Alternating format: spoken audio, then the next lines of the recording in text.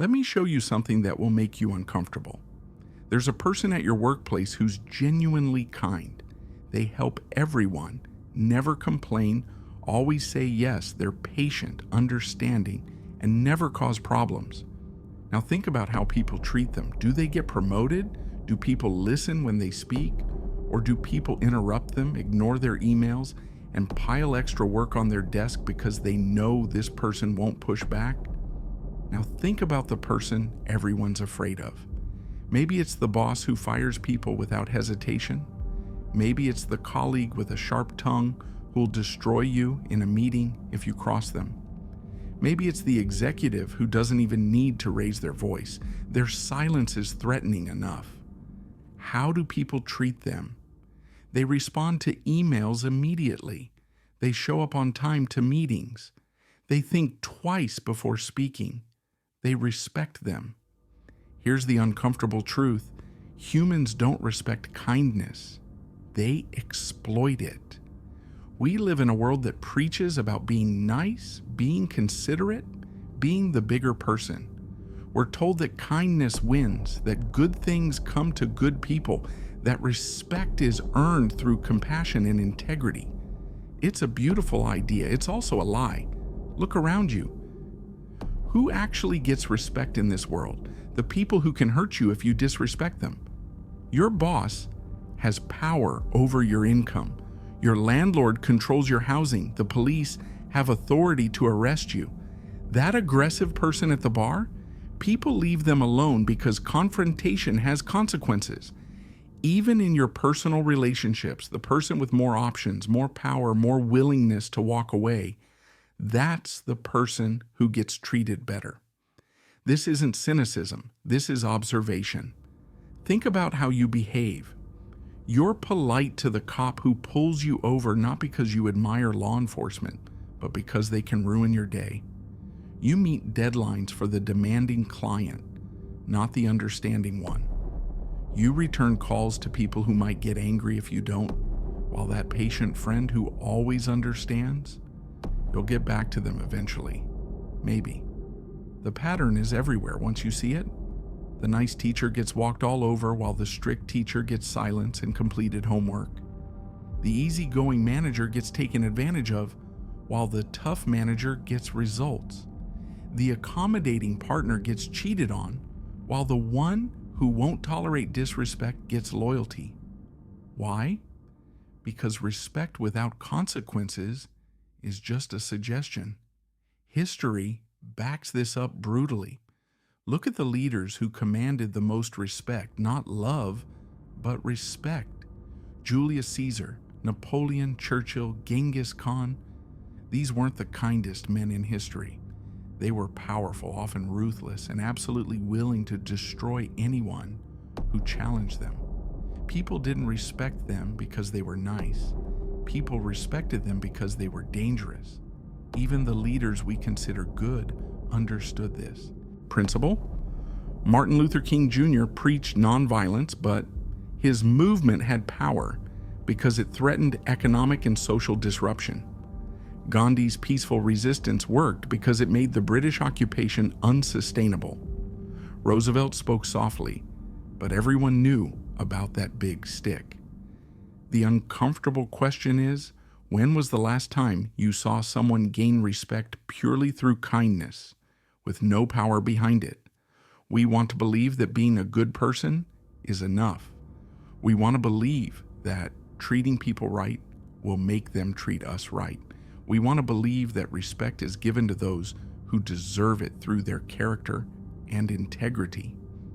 But deep down, if we're honest with ourselves, we know the truth. That coworker who always volunteers to help people dump work on them, that friend who's always available, they're the last one people make time for.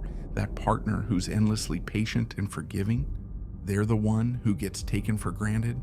Meanwhile, the person who sets boundaries, who says no, who walks away when disrespected, who has standards and enforces them, that person gets treated like they matter. Not because they're mean, not because they're cruel, but because people know there are consequences for disrespecting them. Here's the paradox that breaks people's brains. We claim to value kindness, compassion, and understanding. We praise these qualities in public. We teach them to our children. We post about them on social media. But in private, in our actual behavior, we respect power.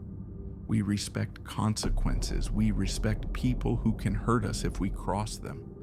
This isn't about good or evil. This isn't about right or wrong. This is about how humans actually operate versus how we pretend to operate.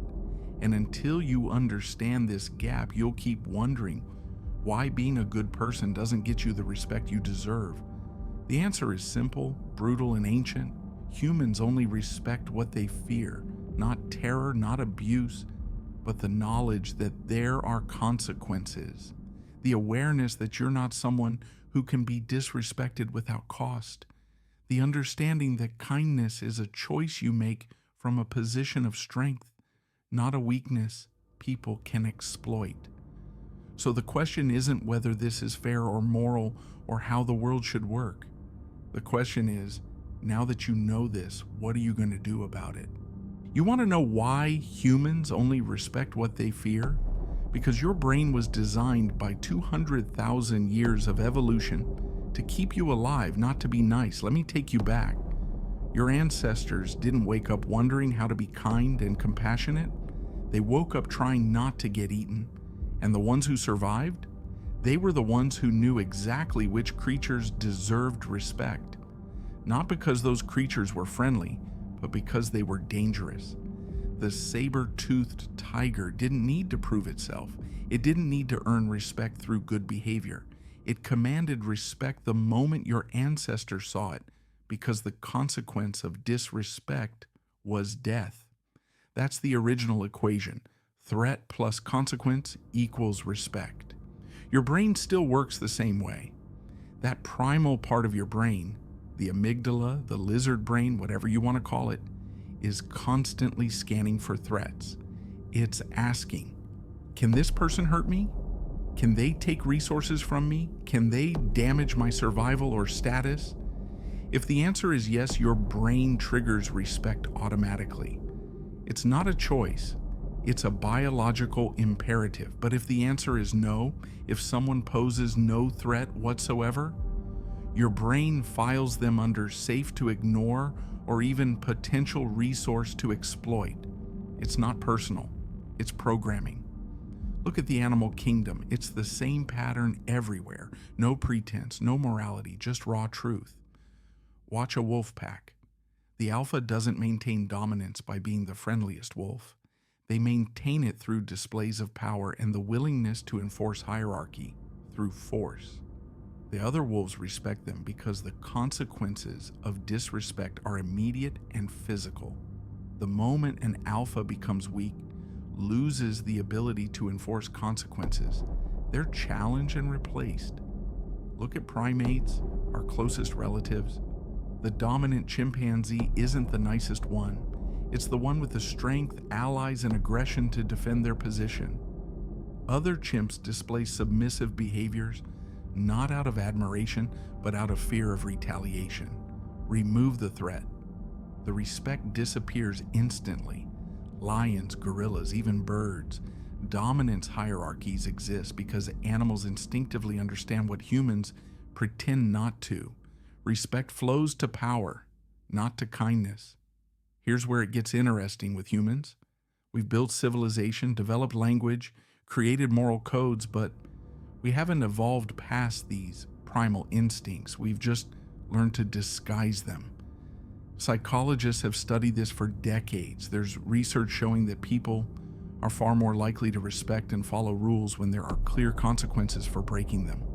A boundary without enforcement isn't a boundary, it's a suggestion. And suggestions get ignored. Think about speed limits. People speed constantly in areas without cameras or police. But on roads with heavy enforcement, everyone slows down. Not because they suddenly care more about safety, but because the threat of consequences triggers compliance. The same principle applies to every human interaction. Remember that teacher everyone loved because they were so understanding and never gave detention? What happened in their classroom? Chaos. Students talked over them, ignored assignments, pushed boundaries endlessly. Now remember the strict teacher, not mean, just strict, who followed through on every consequence. Their classroom was silent. Students completed work. There was an order. Why? Because in one classroom, disrespect had no consequences. In the other, it did. The students' brains calculated the threat level and adjusted behavior accordingly. It's not that they were bad kids with the nice teacher, they were humans responding to their programming. This is the doormat effect in action. When you're endlessly accommodating, when you never enforce boundaries, when you forgive everything and demand nothing, you're essentially telling people's primal brains, there are no consequences for treating me poorly, and their brains believe you. You can be the most moral, kindest, most genuine person in the world, but if you pose no threat, if there's no cost to disrespecting you, people's lizard brains will categorize you as low priority. They won't even realize they're doing it. It's automatic. This is why the person who always says yes gets taken for granted, while the person who sometimes says no gets appreciation. It's why the partner who threatens to leave gets better treatment than the partner who promises to stay forever. It's why the employee who interviews elsewhere gets a raise while the loyal employee gets exploited. Your brain respects scarcity and threat. It dismisses abundance and safety. Here's the lesson your biology is teaching you. Respect isn't about being good or bad, moral or immoral. Respect is about consequences. Your ancestors respected the tiger not because it was evil, but because it was dangerous. Modern humans respect their boss not because they're evil, but because they control resources. Without consequences, your words mean nothing. Your boundaries are suggestions. Your kindness is a weakness to be exploited. The uncomfortable truth is that humans are animals with smartphones. We've built skyscrapers and written poetry, but we're still running on ancient software that only updates its respect algorithm when it detects a threat. You can wish this wasn't true. You may think it shouldn't be this way, but your brain and everyone else's is still following the same rules our ancestors followed on the savannah. Respect the threat, exploit the harmless, survive. That's the code we're all running, whether we admit it or not. Now let's talk about how this plays out in real life, because understanding the biology is one thing, seeing it in action is what changes everything. Walk into any office and you'll see it immediately. There are two managers. One is reasonable, understanding, always willing to extend deadlines and overlook mistakes.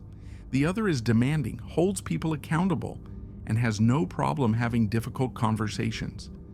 Guess which one gets their emails answered first? Guess whose meetings people actually prepare for? It's not even close. The lenient manager thinks they're building loyalty through kindness. What they're actually building is a team that knows there are no real consequences for mediocre work. Their direct reports like them, sure, but respect them?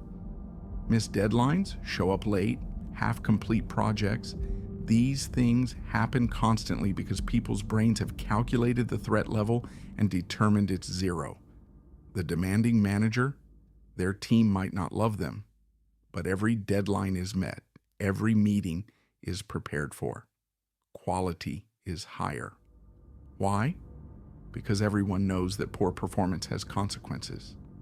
Maybe it's a difficult conversation. Maybe it's a bad performance review. Maybe it's getting passed over for opportunities. Whatever it is, the consequence exists, and that creates respect. This same pattern shows up in relationships, and it's even more brutal there. You know that person who's the perfect partner? Loyal, understanding, always available, endlessly forgiving. They get cheated on, they get taken for granted, they get walked all over. Meanwhile, the person who has options, who won't tolerate disrespect, who's willing to walk away, they get treated like gold. Why? Because the perfect partner has communicated through their endless patience that there are no consequences for bad behavior. Their partner's brain knows, I can mess up and they'll forgive me. I can be selfish and they'll understand. I can disrespect them and they'll still be here. The person with boundaries, their partner's brain knows, if I screw this up, they're gone. If I disrespect them, there are real consequences. I need to treat them right or I'll lose them. That awareness, that fear of loss creates respect. It's the same in parenting. The permissive parent who never enforces rules raises kids who ignore them. The parent who says no and means it, their kids might complain, but they respect the boundaries. Not because they love that parent more, but because they've learned that consequences are real. Now let's zoom out to the global stage because this pattern scales infinitely. Why do countries respect other countries? Military power, economic leverage, the ability to impose consequences. Small nations without power get ignored in international negotiations. Nations with nuclear weapons get a seat at every table. It's not about morality or justice. It's about the ability to hurt you if you don't respect them. The United Nations passes United Nations resolutions all the time that get ignored. Why? Because there are no real consequences for ignoring them. But when a superpower makes a demand backed by economic sanctions or military threat, suddenly everyone pays attention. Fear creates respect even at the level of nations, even in everyday street dynamics. You see this playing out constantly. Bullies have a radar for who they can target. They don't pick on the person who looks like they'll fight back. They don't mess with the person who carries themselves with quiet confidence and the willingness to defend themselves. They target the person who signals harmlessness, who looks away, who won't make it costly to bully them. This is the consequence equation in its purest form. Respect equals fear of losing something. People respect their boss because they fear losing their job. They respect their landlord because they fear losing their home. They respect the law because they fear losing their freedom. They respect their difficult clients because they fear losing their income. They respect the person who might leave them because they fear losing the relationship. What are you afraid of losing? Whatever that is, that's where your respect goes. Here's the part nobody wants to admit. You respect your landlord more than your best friend. You respond faster to the demanding client than to your patient one. You're more careful around people who might cut you off than people who will always be there. Not because you're a bad person, but because your brain allocates respect based on threat assessment, not moral worth. Think about your own behavior right now. Who do you drop everything for? It's not the people who are kindest to you. It's the people who have power over something you care about. The person who controls your money, your status, your comfort, your access to something you want. The distinction we need to make is this. Fear doesn't mean terror or abuse. Fear means awareness of consequences. It means knowing that actions have costs. It means understanding that disrespect won't be tolerated without response. The most respected people aren't necessarily the scariest or the meanest. They're the people who have something you want, resources, opportunities, access, love, and the willingness to withdraw it if you disrespect them. A wealthy person commands respect not because money makes them better, but because they control resources you might need. A powerful person commands respect not because power is virtuous, but because they can affect your circumstances. A person in a relationship who maintains their standards commands respect not because they're playing games, but because their partner knows they won't settle for mistreatment. This is the uncomfortable truth about where respect really comes from. Not from your character, though character matters. Not from your kindness, though kindness is valuable. Not from how good you are, though being good is important. Respect comes from consequences, from the awareness that you're not someone who can be disrespected without cost, from the knowledge that there are boundaries and they're enforced. You can be the best person in the world, but if people know they can treat you poorly without losing anything, they will. Not because they're evil, but because they're human. And humans only respect what they fear to lose. Here's the distinction that will change your life. There's a massive difference between being harmless and being peaceful. A sheep is harmless. A wolf that chooses not to bite is peaceful. Which one do you respect? Being harmless means you can't hurt anyone even if you wanted to. Being peaceful means you could absolutely hurt someone, but you choose not to. The world treats these two things very, very differently. Theodore Roosevelt said it perfectly: speak softly and carry a big stick. Notice he didn't say speak softly and be defenseless. The soft speech only works because everyone knows about the stick. Kindness only commands respect because it comes from a position of power. This is the warrior monk paradox. The most respected people throughout history weren't the harmless monks who couldn't defend themselves. They were the warrior monks who were absolutely lethal, but chose discipline and restraint. A samurai wasn't respected for being unable to use his sword. He was respected because he could kill you in seconds, but chose not to. That choice, that's where real power lives. Think about the people you truly respect, not the ones you pity or feel sorry for, not the ones you take advantage of, the ones you genuinely respect. I'll bet they're not pushovers. They're people who are clearly capable of walking away, capable of saying no, capable of defending themselves, capable of making your life difficult if you cross them. But they choose kindness instead. That's the difference. Kindness from weakness is desperation. Kindness from strength is grace. When you're kind because you're too afraid to be anything else, people smell it. When you're kind because you're secure enough to choose it, people respect it. The action looks the same on the surface: being nice, helping others, not causing conflict. But the energy is completely different, and people's primal brains detect that difference instantly. Being harmless costs you everything. Your time gets stolen because you can't say no. Your boundaries get violated because you won't enforce them. Your relationships become one-sided because you're afraid of losing people. Your career stagnates because you're too accommodating. Your self-respect erodes because deep down you know you're allowing yourself to be disrespected. The price of being harmless is living a life where you matter least in every room you enter. But here's what's beautiful about understanding this. You don't have to become cruel. You don't have to become mean. You don't have to become the villain. You just have to become dangerous. Not dangerous as in violent or abusive. Dangerous as in people know there are consequences for disrespecting you. Let me show you what this looks like in practice. It means setting a boundary and actually enforcing it. Not threatening to leave and never leaving. Not saying this is the last time 12 times. But actually following through. When someone crosses your line, there are real consequences: distance, loss of access to you, end of relationship, whatever the situation calls for. You become dangerous because people know your words match your actions. It means building a reputation for consistency. When you say something, it happens. When you make a promise, you keep it. When you make a warning, you follow through. People learn that you're not someone who makes empty threats or bluffs. That makes you dangerous in the best way, predictably so.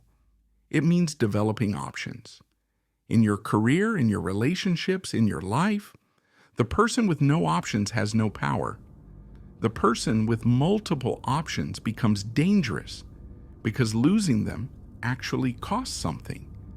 When you're the only game in town for yourself, you're desperate.